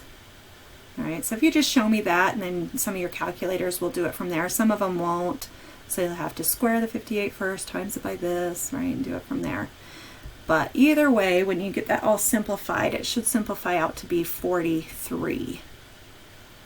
Right? Okay, so Monica, what were you saying with your answer? I don't know, that's what I just got when I plugged it in, and I don't know. The whole thing? Yeah. Did you? Yeah, I don't know if your calculator knows order of operations, so if it's not one that you can kind of see, like, I don't know if you can see like my screen here, right? If it's not something that you can kind of see the screen being all written out like this, then you probably have to put it in everything separate, meaning you've got to do 58 to the second power times negative 0.01, figure out what that is, and then plus these two things multiplied together, plus the 9.36. So try it again and see if everybody can get to 43 for y.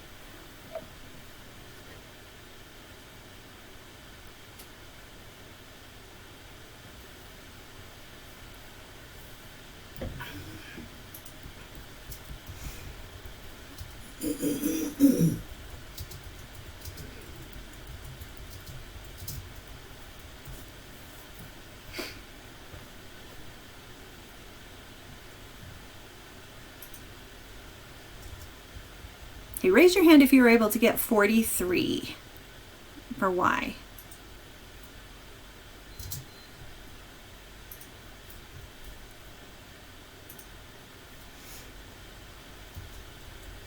Only 2 people?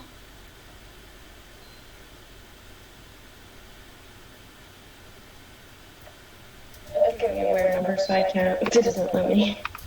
Okay, so try it. You got to do it then like the long way. So do 58 squared times, so figure out what that number is squared, get that answer, then take that answer, times it by negative 0.01, hit equals, and then write down what that number is underneath there.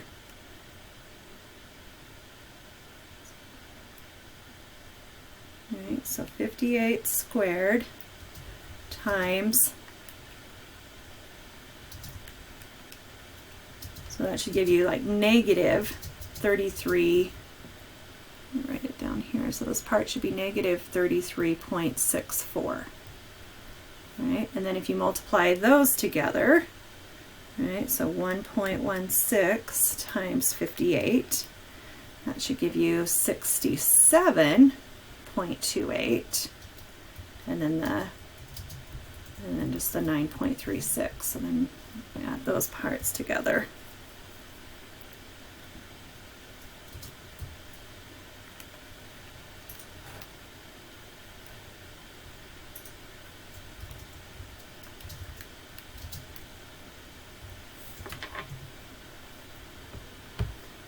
Awesome. Okay, guys are getting there now. All right, but let's make sense of what this means, what this vertex is, right? Remember, we said our x is going to be the speed. So at 58 miles per hour, right, we're going to get 43 miles per gallon. And this is the vertex, so it wants us on here to draw a rough sketch of it. And really, you know, the vertex is probably the most important part of this. Okay, so I'm just going to kind of draw things out here, and these are going to be moving by tens maybe, right? Let's see. Let's try and do this. So if we have, so if these are going by tens, right, so over 58, so that's going to be here, and then up 43, and again I'm going by tens this way also. Right, so over 58 up 43 is going to be about here. And since the front, look at the very front, right, the leading coefficient is negative. So that's telling me, right, that's telling me that this is going to be an upside down parabola. Right, so I know that it's going to be going, you know, down something like this. Well, I don't know exactly where those, you know, where the X-intercepts are unless I try and find them, right, and figure out where they're at. But it's just saying a very rough sketch. So all I really want to see here is that, okay, I know where the vertex is, and I know it's going to be going down like that, okay? Because that vertex is telling you a lot, right? So we're trying to find this, you know, like, so that's going to be basically the maximum, right, amount. The parabola isn't going to get any higher than that, right? So, so the part B, so the vertex is going to tell you, right? So what part of the graph will help you find the speed that will give you the best gas mileage? Okay, because the vertex is the maximum. Right? It's the maximum point of the graph.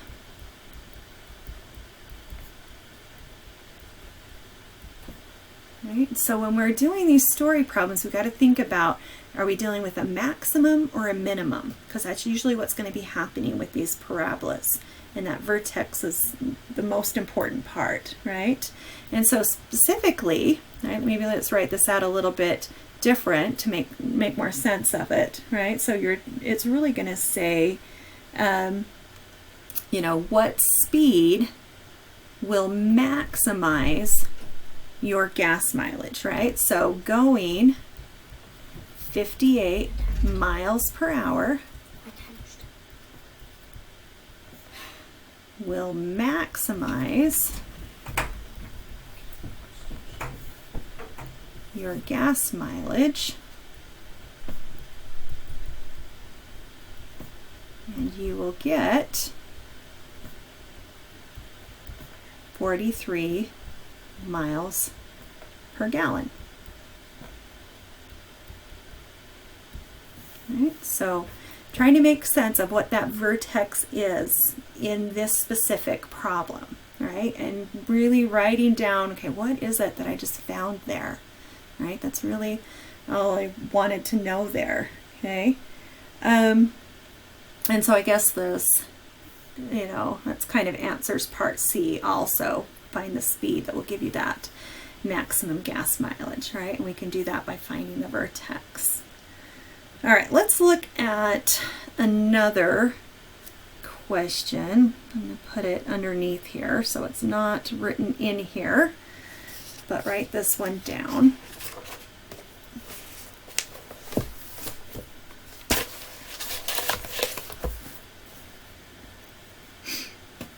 Okay, so just as another example here, okay? So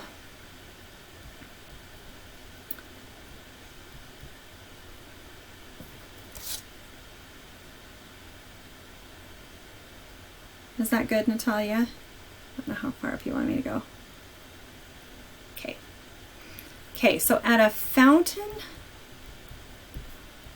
in Paris, right, water is shot out of the top of the fountain.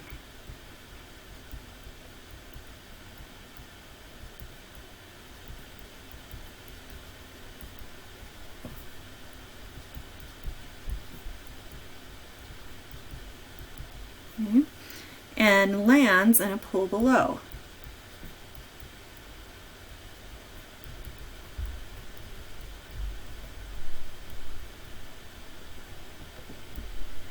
Okay. The path of the water creates a parabola.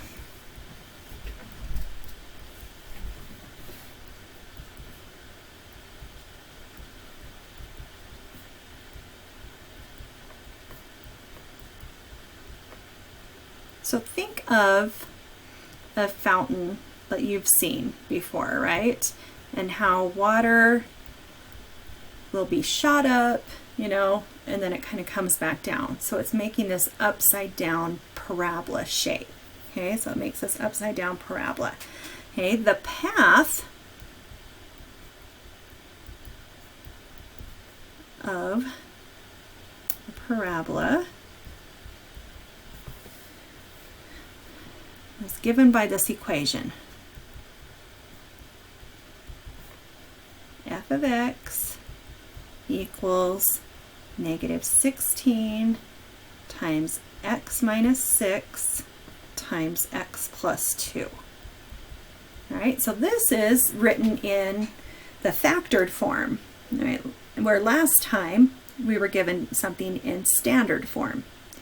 Right, so if we're given something in factored form, right, we still want to be able to, you know, figure out a few things here. So let's see, what do I want to find? So I want to find a few things here. So it's given that. So part A, I want you to find the X-Intercepts.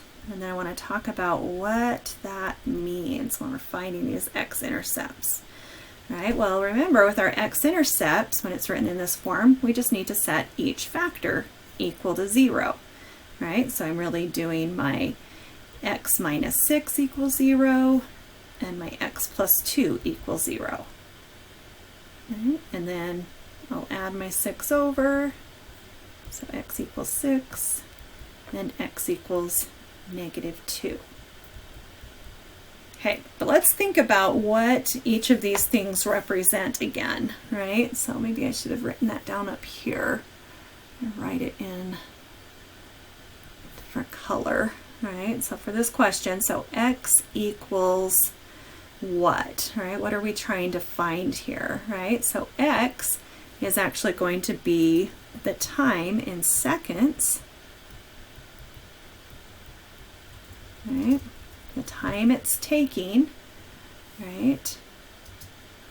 Right? And then the f of x is the height at a certain time.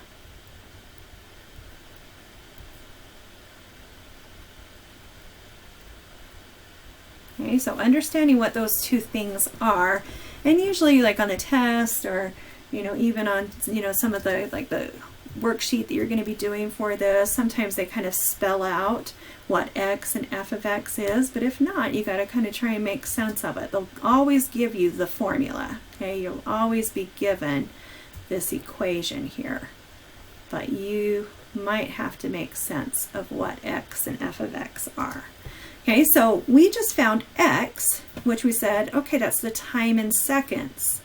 Well, think about this x equals -2. Can I have, you know, something, you know, is that, you know, water from when it starts, right, from the fountain, can it go -2 seconds? No, that doesn't make any sense. Time can't be negative, right? So this is what we call an extraneous solution. It's like one that doesn't work for this story problem because we can't have negative time.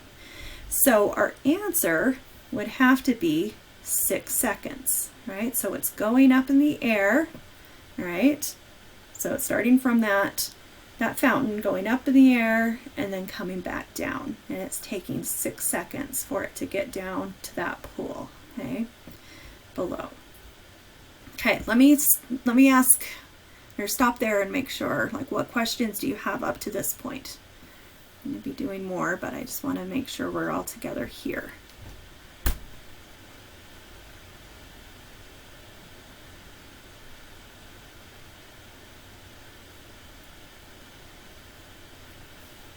Okay, so find the x-intercepts, right? We just have both of those parts equal to 0. And then we had to kind of say, okay, -2 seconds doesn't make any sense, right? Maybe I'll even put over here, can't, whoops. You can't have negative time. Yeah.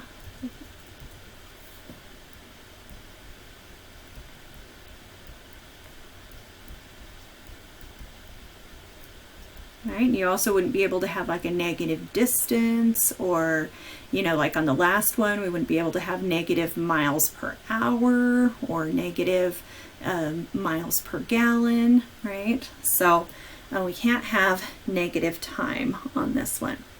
All right, but let's look at part B now. So on part B, I want you to find the vertex of this.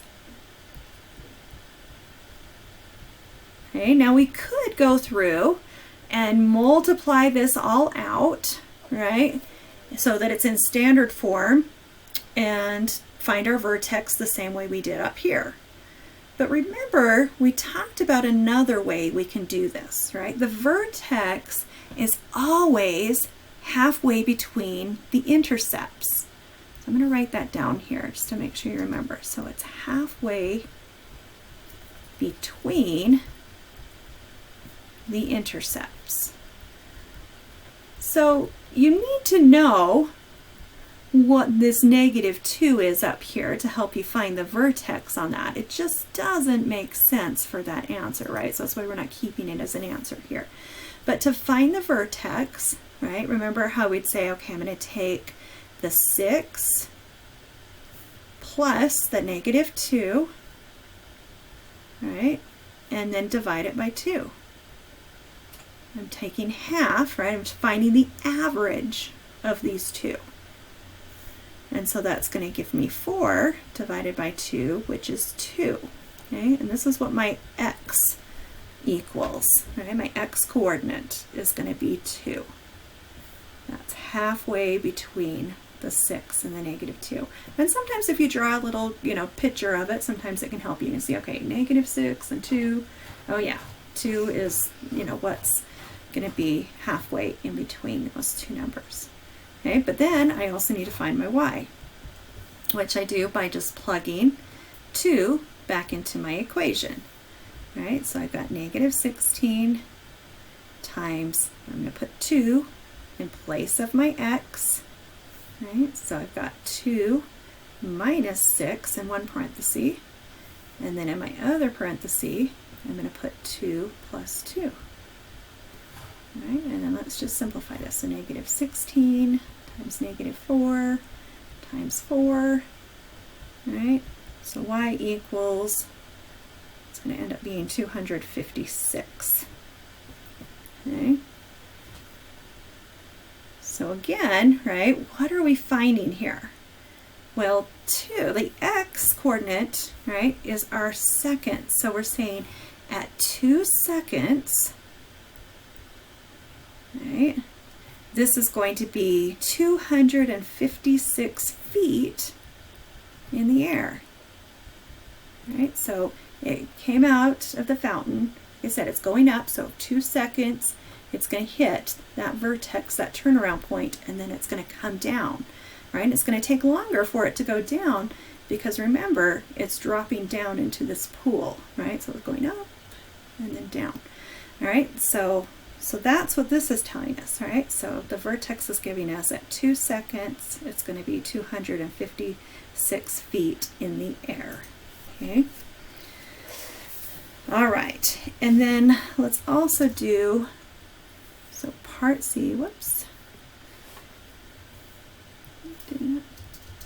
Okay, so part C, I want you to find the Y-intercept.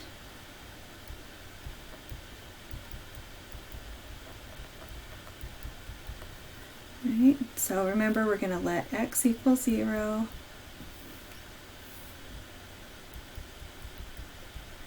Solve for y. So I'm going to have y equals negative 16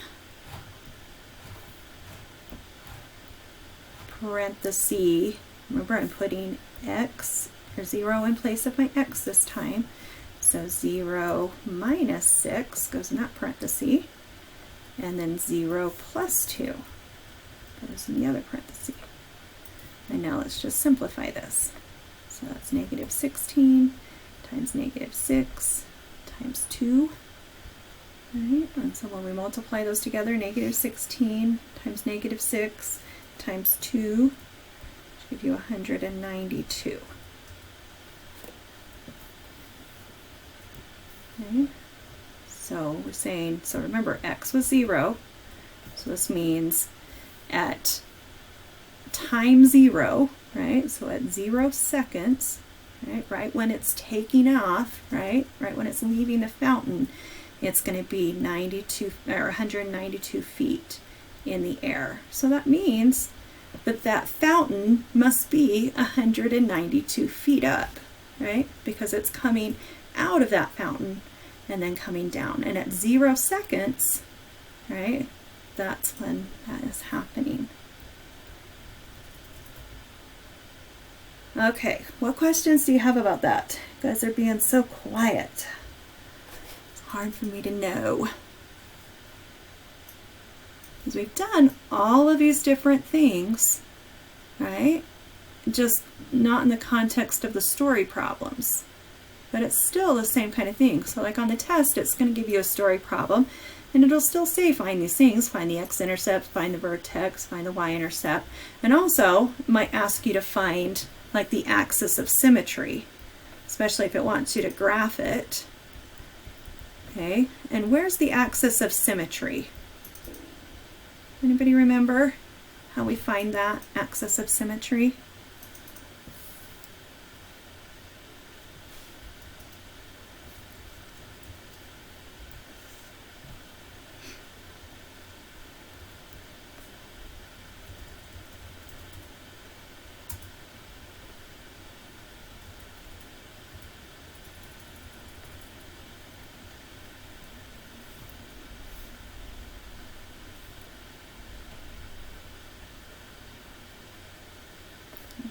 Draw it over here. Right, so we knew that the vertex, we're kind of putting this over here, is at 2, 256. So I'm just going to say this is 256 here. Right, so over 2 up 256 is my vertex. And then I said it's going through, right, my x-intercepts are at -2 and at +6. All right, and then I found my y-intercept here. I'll make that a different color. All right, let's see. My y-intercept is right here at 192. feet. All right, that's what I found here. All right, but where is my axis of symmetry? Remember, a parabola can always be folded onto itself, and it will land exactly on top of itself with that axis of symmetry. So where is our axis of symmetry on this graph? Okay, Haley's saying x equals 2. Haley, can you tell us how you came up with that? Because you're correct. How did you get that?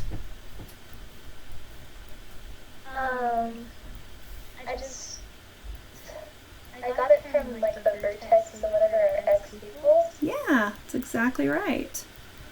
All right, so she's just saying that she looked at the vertex, right, and it was at 2, right, and remember that's where our vertex is always going to be, that halfway point. And so whatever our x is, right, is going to tell us that value. So she said it's going to be this line, right, x equals 2. Right, so our axis of symmetry is x equals 2. All right, and make sure you don't just write 2 down for your answer. When it asks for the axis of symmetry, that's a line. And remember, when you have, you know, x equals some number, right, that's going to be a vertical line.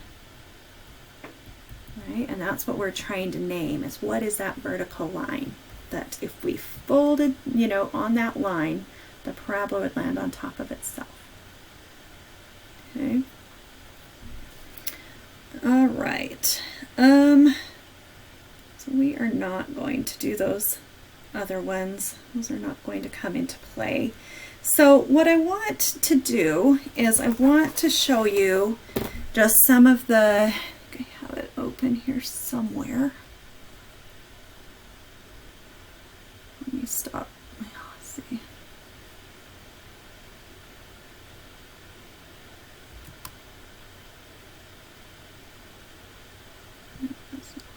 Oh, yeah. Okay, I guess that's kind of what I wanted starting off with. So one of the worksheets that you need to do, right, is right on Canvas, this 10.4 worksheet, application of quadratic functions. Okay, and so if you click on this, then it'll bring this PDF. But remember, you don't have to print out the PDF. You can just work these out on another sheet of paper and then upload them for me. Okay, and so for this one, it looks like this. Okay, and so we're going to have, and so I just want you to see it's really pretty much the same thing. And these are actually these, and they kind of look a little bit, you know, pasted together. It's because these came off actual finals. Okay, and so so like fall 2010, this was the exact problem that was on that final exam. Fall 2011, it was this. All right, so almost every year it looks like they're having one of these type of problems on the final exam. So it probably means it's a good one. Make sure you know how to do the applications with these problems. Okay, and so that's what you need to do on there. And there's only 4 problems to do on this assignment. Okay, just 4 story problems. Okay, and so I just want you to, you know, look through it, make sure that you kind of know how to do it. And if you're, you know, kind of getting stumped on some of these, then let's look at some of those maybe, you know, tomorrow at the office hours when I do some of the review for the test. Okay, but I'm going to kind of leave that there, but I just wanted to make sure you knew where to find that. Okay, and then the other thing that we're going to talk about today is actually something that you've probably talked about in other classes, but I just wanted to give you a little reminder about it in case you haven't seen it for a little while. All right, so let's see. This is where I was at before. So we're going to be just talking about the Pythagorean Theorem. That's the last thing that we need to talk about today.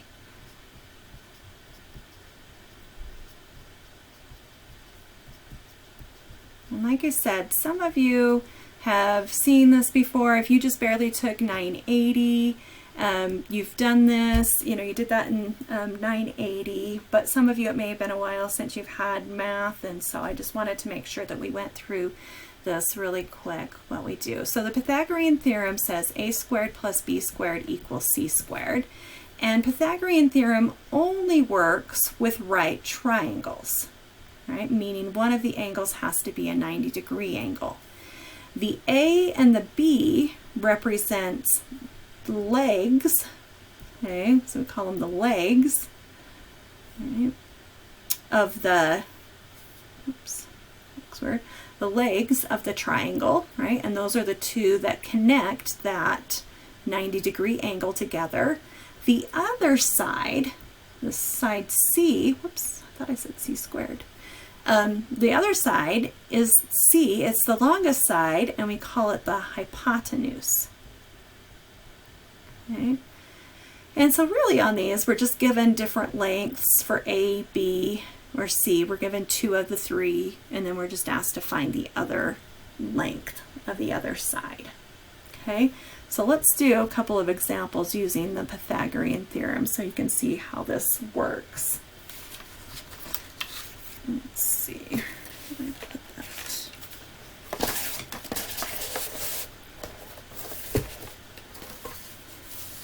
All right. One question. On Yeah. the other assignment you showed us, where did you say we would find it? It's just in your modules. All of these, like, so there's going to be a worksheet for the equations of circles. There's going to be a worksheet for the Pythagorean theorem, and then there will be a worksheet on the applications to quadratics. And those are all under module 9 and 10. Okay. Thank you. Yep. So just look on Canvas for those. All right, so let's do one of these. So let's say if B equals 4 inches and C equals 11 inches, right? Find the length, oops, the length of side A. All right, so again, we're just putting these things into the Pythagorean theorem. So I don't know what A is, that's what I'm trying to find. So I'll have A squared, and then in place of B, I'm going to put my 4, all right? So plus 4 squared, and then equals my C squared. Well, C is 11, so 11 squared. All right, so all I've done so far is just plug those numbers into the Pythagorean theorem, into this formula. All right, and then I'm just going to simplify what I have here. So I know 4 squared is 16, and 11 squared is 121. And so I'm trying to get A by itself, so let's subtract the 16 over. All right, so A squared is going to equal 105. All right, but I'm not done yet, right? What do I need to do to get A by itself? Can somebody just unmute yourself and tell us? What do I need to do now to solve for A? Find the square root. Yeah, to undo that A squared, right? We got to square root both sides. All right, and so A equals the square root of 105 inches. Now again, we wouldn't be doing plus or minus on this because we're talking about the length of a side. So we're only going to need the positive one, right? But square root of 105 inches seems kind of weird, right? As an answer, but this would be your exact answer, right? So sometimes it'll ask for it in this form, but sometimes it might want your approximated answer, right? So just figure out what that is, right? And let's round to nearest tenth.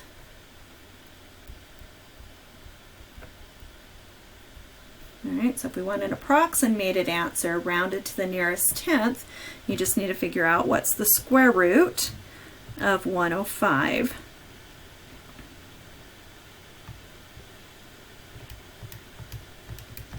And I came up with 10.2. Right, so 10.2 inches would be my approximated answer.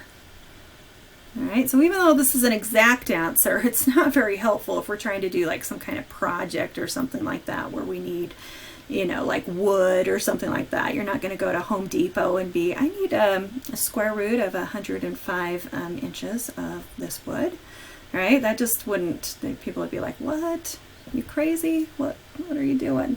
All right, so we'd want to, you know, change that to a decimal approximation of 10.2 inches instead. Okay. All right, questions on that first one?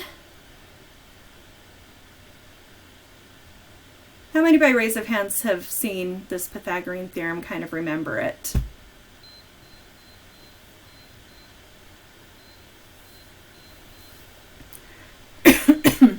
Okay, looks like quite a few of you. So if if it's been a while and you haven't seen it, let's do one more example with this. And I mean, for some people it's like, yeah, I remember the a squared plus b squared equals c squared, but I didn't remember exactly how to use it. So let's do one more example. And on this one, again, I want you to give me the two different answers, okay? An exact answer and an approximated answer. So for example 2, so I want you to use the Pythagorean theorem to figure out the length of the missing side. So if A equals 3 feet and C equals 6 feet, right? I want you to find the length of side B.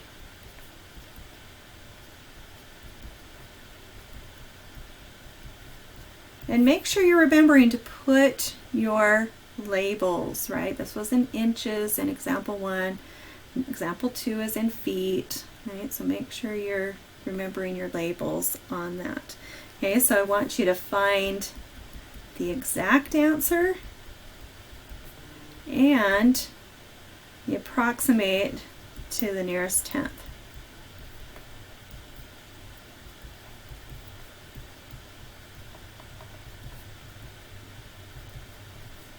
Okay, I'll give you just a few minutes to try and figure out those two answers.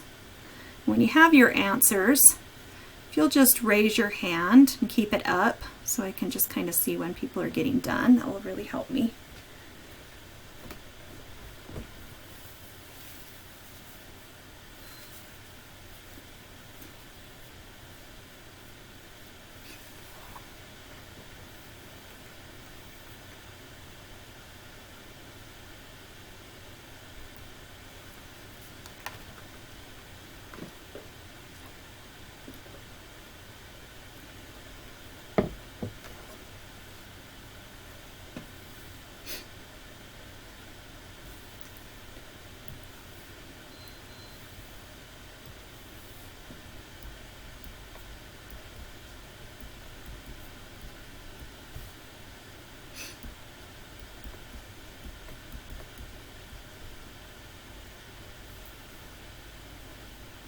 Okay, keep going. Only a few of you have your hands up.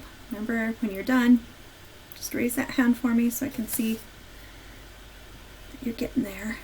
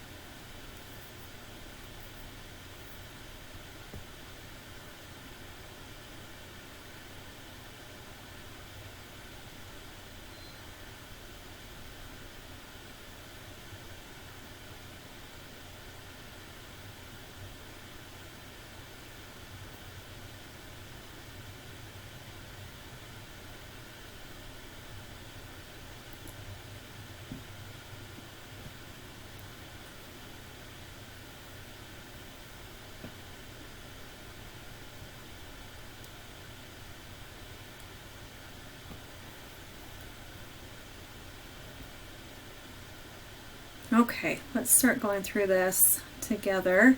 So I already put the 3 in place of the A and the 6 in place of the C.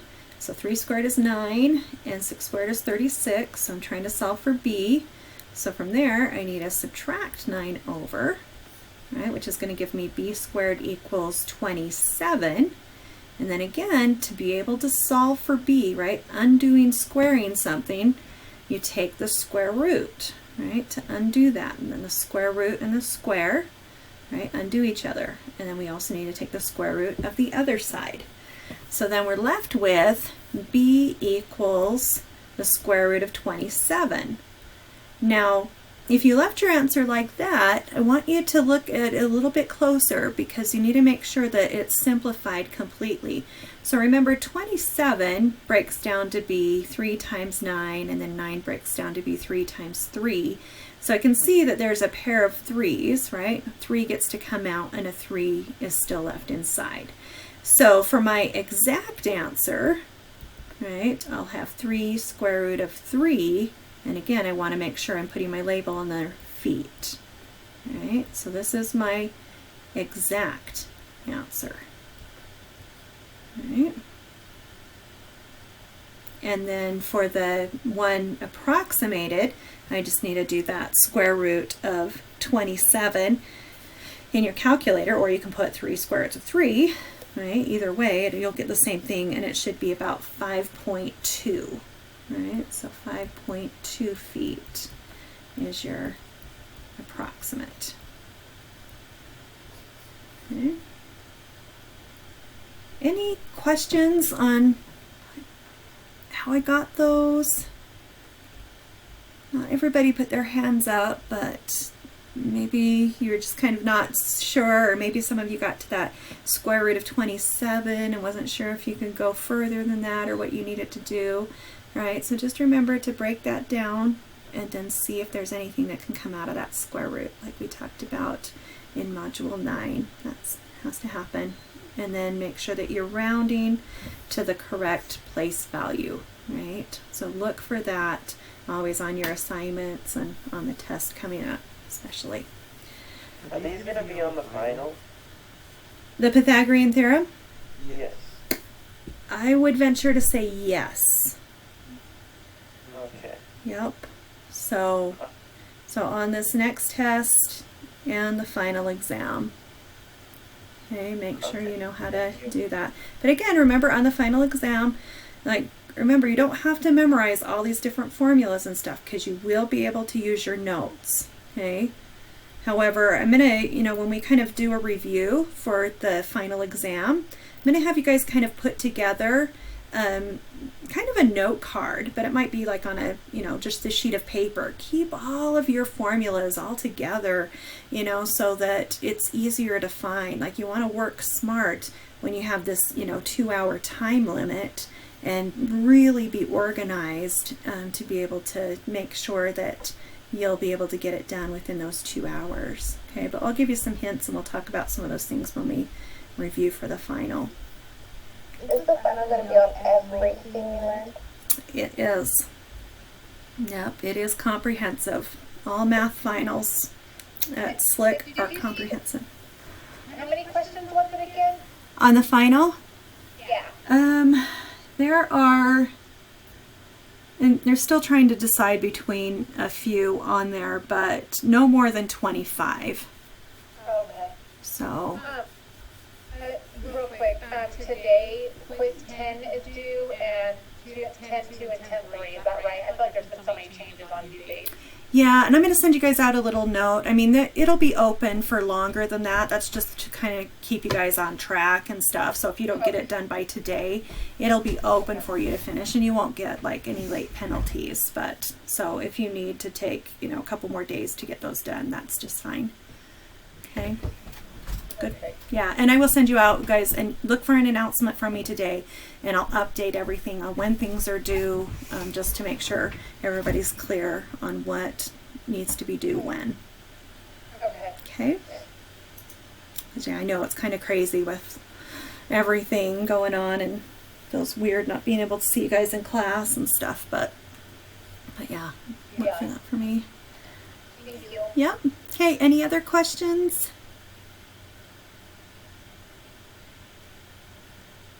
All right, well, I hope I get to see a lot of you tomorrow at 11 a.m. Remember, that's when I'm going to be doing a review for exam 3. So please try to make it to that. I think it'll be really beneficial for you and help you kind of get organized for your exam 3 and get any questions answered that you still have. Okay? All right. Well, if you have some individual questions, go ahead and stay on, and then I will, be able to answer those questions for you individually. If not, we will see you later. Yes, I will record the review, Natalia. Thank you. Yep. Okay, guys. Thank you. See ya. Miss you guys.